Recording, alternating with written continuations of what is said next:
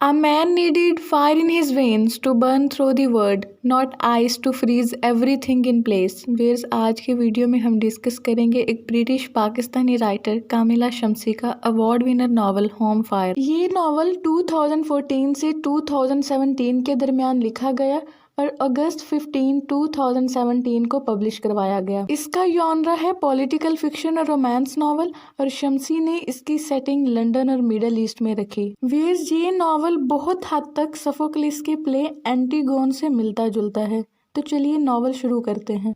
कहानी शुरू होती है पाशा फैमिली से। 28 साल की इस्मा पाशा को हिजाब पहनने की वजह से हीथ्रो एयरपोर्ट पर हिरासत में ले लिया जाता है, जो लंदन से बोस्टन की तरफ जा रही थी। इस्मा पाशा से हिजाब पहनने और उसके मुस्लिम बैकग्राउंड की वजह से रोक कर मुख्तलिफ तरह के सवाल किए जाते हैं। इस्मा बताती है कि वो सोशियोलॉजी में PhD कर रही है और इसी सिलसिले में उसकी मेंटोर और प्रोफेसर डॉक्टर हीरा शाह ने उसे बोस्टन बुलाया है। इस्मा इस बात की तस्दीक करती है कि वो ब्रिटिश सिटीजन है और इसके बावजूद उससे मुसलसल 2 घंटे पूछगिछ की जाती है। इस्मा बहुत ही पोलाइटली सारे सवालों का जवाब देती है, क्योंकि वो अक्सर अपनी बहन अनीका के साथ ऐसे सवालों की प्रैक्टिस किया करती थी। अनीका एक लॉ स्टूडेंट है और इनकी मदर जैनब की डेथ के बाद इस्मा ने ही अपनी ट्विन सिबलिंग्स अनीका और परवेज की देखभाल की है। इनकी मदर की डेथ के टाइम अनीका और परवेज 12 साल के थे, जबकि अब ये 19 साल के हैं। फाइनली सारी तशवीश के बाद ऑफिसर्स इस्मा को जाने देते हैं कि US उसका स्टूडेंट वीजा अप्रूव कर चुका है। इस्मा की फ्लाइट मिस हो जाती है, लेकिन वो नेक्स्ट फ्लाइट लेकर बोस्टन पहुंचती है। डॉक्टर शाह उसे एयरपोर्ट पर पिक करती हैं और वहां वो न्यू ईयर डे सेलिब्रेट करती हैं। ये न्यू ईयर डे 2015 का होता है।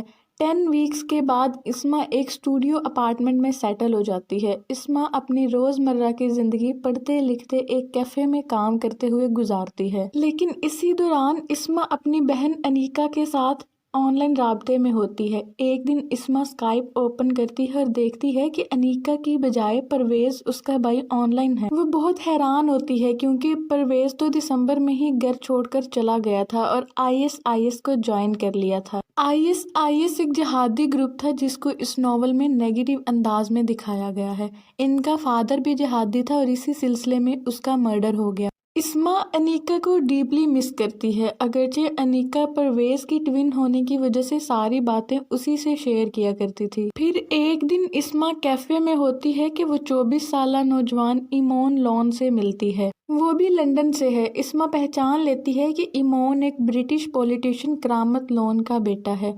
करामत लोन अगरचे मुसलमान है और उसका पाकिस्तानी बैकग्राउंड है, लेकिन उसने वहाँ के मुसलमानों को ये महसूस करवाया था कि उसने ब्रिटिश पब्लिक की हिमायत हासिल करने के लिए उनसे मुंह मोड़ लिया है। अगले चंद हफ्तों में इस्मा और इमोन की दोस्ती हो जाती है और वो दोनों रोमांटिकली एक दूसरे में इंटरेस्ट लेने लगते हैं। हालांकि इस्मा को जल्द ही इस बात का एहसास होता है कि इमोन अपने मुस्लिम या पाकिस्तानी बैकग्राउंड के बारे में ज्यादा नहीं जानता, और जब करामत को UK का होम सेक्रेटरी बनाया गया तो इस्मा इमोन को बताती है कि वो जानती है उसके फादर कौन है और मुस्लिम्स के साथ उनका कैसा सलूक है। इस्मा उसको क्रिटिसाइज करती है, जबकि इमोन अपने फादर के खिलाफ ये बर्दाश्त नहीं कर पाता और इस्मा को फाइनल गुड बाय कहता है। इसी रात इस्मा को अनीका की कॉल आती है, जो इस बात पर परेशान और गुस्से में होती है कि इस्मा ने उनके भाई परवेज के बारे में पुलिस को इत्तला कर दी है। अब पुलिस उसे ढूंढ लेगी। अनीका मजीद कहती है, तुमने परवेज के घर वापस आने के तमाम रास्ते बंद कर दिए हैं, हम दोनों को धोखा दिया है, अब मेरे साथ राब्ता करने की कोशिश न करना। जबकि इस्मा ये यकीन दिलाती है कि उसने अनीका को प्रोटेक्ट करने की कोशिश की है कि अगर परवेज पकड़ा जाता तो पुलिस अनीका से पूछगिछ न करे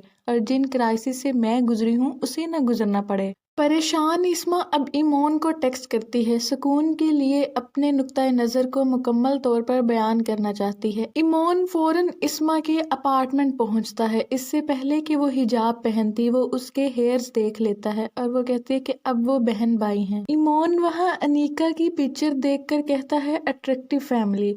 پھر اسما بہت پریشان ہوتی ہے، وہ اسے بتاتی ہے کہ وہ بہت چھوٹی تھی جب اس کے فادر عادل پاشا نے فیملی اور گھر چھوڑ دیا اور بوسنیا میں جہادی بننے کے لیے چلے گئے۔ انہیں بگرام میں قید کر لیا گیا اور پھر گوانتانامو بے لے جاتے ہوئے 2002 میں قتل کر دیا گیا۔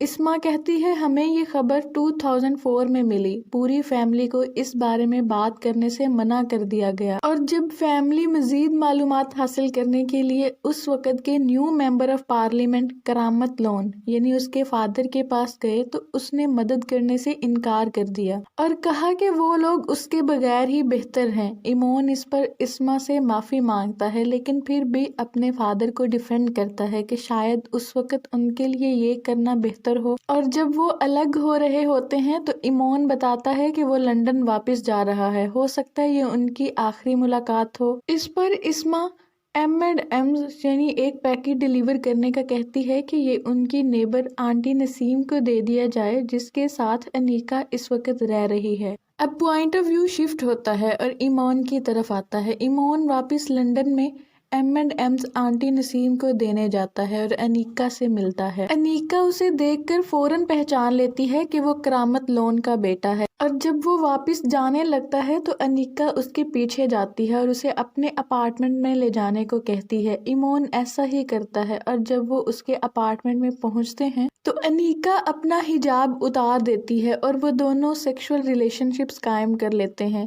اگلی صبح انیکا کہتی ہے کہ وہ ان تعلقات کو خفیہ رکھنا چاہتی ہے، اس بارے میں کسی کو پتہ نہ چلے، یہ سیکرٹ رہے، اور نہ ہی وہ اپنا سیل فون نمبر دے گی۔ ایمون اسے آن لائن بھی کہیں ڈھونڈنے کی کوشش نہ کرے۔ ایمون اس سب پر راضی ہو جاتا ہے۔ چند ہفتے گزرتے ہیں اور ان کے تعلقات گہرے ہوتے جاتے ہیں، حالانکہ کبھی کبھار مسلمانوں کے ساتھ کرامت کے رویے پر بھی وہ بات کیا کرتے۔ ایمون اسے اپنے اپارٹمنٹ کی چابیاں بھی دے دیتا ہے، وہ ایک دوسرے کو بہت بہتر طریقے سے جاننے لگتے ہیں۔ ایمون اس بات پر حیران ہوتا ہے کہ انیکا بہت ہی لگن سے نماز بھی پڑھتی ہے۔ پھر انیکا نے ایمون کے سامنے اس بات کا اعتراف کیا کہ اس کے بھائی پرویز نے ISIS کو جوائن کر لیا ہے اور رقہ سیریا میں چلا گیا ہے۔ M15 نے انیکا کو بھی ٹریس کیا ہے اور اس کی ساری آن لائن ہسٹری ان کے پاس ہے۔ پہلے تو ایمون کو بہت تکلیف ہوتی ہے، خاص طور پر یہ محسوس کرنے کے بعد کہ اسی وجہ سے انیکا نے اس کا پیچھا کیا تاکہ اس کا بھائی کس طریقے سے بچ جائے، لیکن انیکا ایمون کو یہ یقین دلاتی ہے کہ وہ واقعی اس سے پیار کرتی ہے اور اپنے بھائی کو صرف وہ گھر واپس پہنچانا چاہتی ہے۔ ایمون پھر اپنے فادر کرامت کے پاس جاتا ہے اور اسے انیکا اور پرویز کے بارے میں بتاتا ہے۔ کرامت کو بہت غصہ آتا ہے کہ کس طرح انیکا نے ایمون کو اپنے جال میں پھنسا لیا ہے۔ وہ ایمون کو منع کرتا ہے کہ آئندہ انیکا سے کبھی نہ ملے۔ اس کے بعد پوائنٹ آف ویو پرویز کی طرف شفٹ ہوتا ہے اور وہ سارے واقعات کو بیان کرتا ہے جو گھر چھوڑنے کے بعد اس کو پیش آئے۔ لاسٹ آٹم میں وہ فاروق نامی شخص سے ملا جس نے اسے اس کے فادر کے بارے میں بتایا کہ عادل پاشا ایک ہیرو تھے، اس کی بہادری کے قصے سنائے۔ پرویز بہت بےتابی سے سنتا ہے اور اپنے فادر کی ہیروئزم کے بارے سن کر ایکسائٹڈ ہو جاتا ہے کہ اس کی مدر اور گرینڈ مدر نے تو ہمیشہ انہیں یہی بتایا تھا کہ ان کا فادر ایک فکلیس ہسبینڈ، بے وقوف شوہر تھا۔ فاروق پرویز کو اسلام اور کرسچینٹی کے درمیان جھگڑوں کے بارے میں بتاتا ہے اور اکثر اس بارے میں بات کرتا ہے کہ اسے کیسا انسان بننا چاہیے۔ ایک دن فاروق نے پرویز کو اپنے فلیٹ پر بلایا۔ پرویز پہلے تو خوف زدہ ہوتا ہے لیکن پھر اسے احساس ہوتا ہے کہ اس اذیت کی وجہ سے وہ پہلی بار اپنے فادر سے کنیکٹڈ فیل کر رہا ہے۔ اسے قائل کرتا ہے کہ وہ اپنے ساتھ سیریا جانے کے لیے مزید لوگوں کو تلاش کرے جو اس کے فادر عادل پاشا کو بھی جانتے ہوں۔ پرویز پاکستان میں ایک مشہور میوزک شو میں جاب حاصل کرنے کے لیے کور سٹوری بناتا ہے اور پھر وہ لوگ سیریا چلے جاتے ہیں۔ وہاں پہنچ کر فاروق پرویز سے اس کا پاسپورٹ لے کر خود فرنٹ لائنز پر چلا جاتا ہے۔ تب پرویز کو اس بات کا اندازہ ہوتا ہے کہ اسے کتنی کم انفارمیشن دی گئی ہے۔ وہ کئی مہینوں کی ٹریننگ سے گزرتا ہے اور ISIS کے میڈیا یونٹ میں شامل ہو جاتا ہے اسے اس بات کا پتہ چل جاتا ہے کہ M15 اس کی نگرانی کر رہا ہے۔ شاید انیکا اور اسما جانتی ہیں کہ وہ کہاں ہے۔ پرویز کو فیلڈ ریکارڈنگ کرنے کے لیے باہر لے جایا جاتا ہے، جہاں وہ ایک عورت کو دیوار کے ساتھ پڑے دیکھ کر گھبرا جاتا ہے جس پر بمباری کی گئی ہوتی ہے۔ وہ عورت بہت ہی برے حال میں ہوتی ہے، لیکن چونکہ اس نے ویل نہیں کیا ہوتا، یعنی چہرے پر نقاب نہیں پہنا ہوتا، تو کسی کو اس کے قریب جانے کی اجازت نہیں دی جاتی، جبکہ وہ مدد کی بھیک مانگتی ہے۔ پرویز یہ سب دیکھ کر بہت پریشان ہو جاتا ہے اور انیکا کو فون کرتا ہے کہ وہ گھر واپس آنا چاہتا ہے اور انیکا اسے آ کر واپس لے جائے۔ انیکا اسے کہتی ہے کہ وہ استنبول میں برٹش قونصلیٹ میں پہنچے اور وہیں وہ آ جائے گی۔ چند ہفتوں بعد پرویز اور فاروق نئے بھرتی کرنے والوں کو لینے اور میڈیا کا سامان خریدنے کے لیے استنبول کا سفر کرتے ہیں، اور وہاں جب فاروق پرویز کو الیکٹرانکس کی دکان میں اکیلا چھوڑ جاتا ہے تو وہ بھاگ کر باہر نکلتا ہے اور ٹیکسی لے کر برٹش قونصلیٹ پہنچنے کی کوشش کرتا ہے، اور انیکا کو کال کر کے کہتا ہے کہ چانسز بہت کم ہیں کہ وہ انیکا کو ایئرپورٹ سے جانے دیں گے، لیکن وہ کہتی ہے وہ اس کا انتظار کرے۔ اور تب ہی پرویز کو فاروق کا ٹیکسٹ ملتا ہے جس سے ظاہر ہوتا ہے کہ فاروق اس کے پیچھے آنے والا ہے۔ بے چین پرویز اب برٹش قونصلیٹ کے پاس پہنچا۔ اس سے پہلے کہ وہ قدم اندر رکھتا، فاروق نے اسے گولی مار کر قتل کر دیا۔ انیکا موت کی پرویز کے بارے میں جان کر غم سے نڈھال ہوتی ہے۔ اسما واپس لندن پہنچ جاتی ہے اور اسے تسلی دینے کی کوشش کرتی ہے، لیکن انیکا کوئی بھی بات سننے سے انکار کر دیتی ہے۔ اسے لگتا ہے کہ اسما کی وجہ سے ہی پرویز گھر نہیں آ سکا اور اب مر گیا ہے۔ پھر انیکا ٹی وی آن کرتی ہے اور پرویز کے بارے میں بڑھتی ہوئی خبریں سنتی ہے اور کرامت کا ایک کلپ بھی دیکھتی ہے جس میں وہ کہتا ہے کہ اس نے تمام ڈوئل نیشنلز کی سٹیزن شپ کو کینسل کر دیا جنہوں نے ہمارے دشمنوں میں شامل ہونے کے لیے UK کو چھوڑ دیا، اور پرویز کی برٹش سٹیزن شپ بھی کینسل کر دی گئی ہے۔ اب اس کی تدفین پاکستان میں کی جائے گی۔ اس کے بعد پولیس انیکا سے اس کے اور ایمون کے ساتھ تعلقات کے بارے میں انٹرویو لینے آتی ہے۔ وہ تسلیم کرتی ہے کہ اس نے ایمون کا پیچھا کیا کیونکہ وہ اس کے بھائی کو گھر پہنچانے میں مدد کر سکتا تھا۔ اس ساری خبر کے بارے میں 3 آرٹیکل سامنے آئے۔ پہلا جس میں اسما کو کوٹ کیا گیا جو یہ کہتی ہے کہ وہ کچھ نہیں جانتی تھی، اور جب انہیں یہ پتا چلا کہ پرویز نے IS کو جوائن کر لیا ہے تو انہوں نے فوراً کاؤنٹر ٹیررزم کمانڈ کو انفارم کیا۔ دوسرا ان کے فادر عادل پاشا بھی جہادی تھے، اور تیسرا انیکا اور ایمون کا افیئر جس میں انیکا ایمون کی ساتھی ہے اور اس نے اس کا یوز کیا۔ اب انیکا پاکستانی پاسپورٹ کے لیے درخواست دیتی ہے اور پرویز کی باڈی لینے کے لیے کراچی پہنچتی ہے۔ کہانی اب کرامت کی طرف ایک بار پھر اپنا پوائنٹ آف ویو شفٹ کرتی ہے۔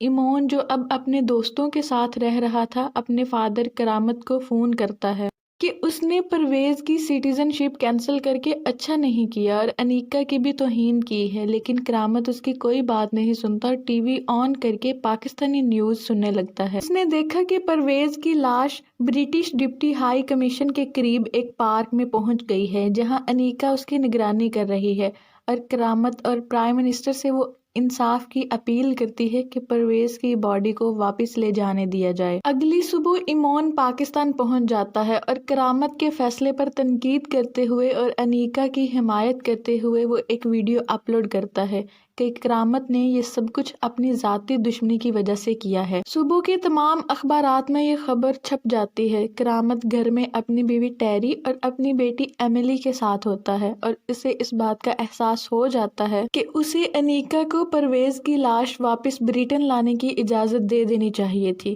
اس کے فوراً بعد انہیں ایک تھریٹ کی دھمکی ملتی ہے۔ کرامت کو اس کی فیملی کے ساتھ ایک محفوظ کمرے میں لے جایا جاتا ہے، لیکن جب انہیں پتہ چلتا ہے کہ وہ خبر ان کے لیے نہیں تھی تو انہیں چھوڑ دیا جاتا ہے۔ پاکستان میں نیوز ایجنسیز ایمون کے پارک میں آتے ہوئے سین کو کیپچر کرتے ہیں، اور جب وہ انیکا کے پاس پہنچتا ہے تو 2 آدمی بھاگتے ہوئے اس کے قریب آتے ہیں اور اس کی ویسٹ کے گرد ایک ایکسپلوسیو یعنی بم دھماکے والا بیلٹ باندھ دیتے ہیں۔ سب لوگ بھاگنے لگتے ہیں۔ ایمون انیکا کو ہاتھ کے اشارے سے روکنے کی کوشش کرتا ہے، لیکن وہ اس کے قریب پہنچتی ہے، اپنا فیس اس کے فیس کے پاس لے جاتی ہے، اور اسی لمحے پارک میں 2 لور پیس میں ہوتے ہیں۔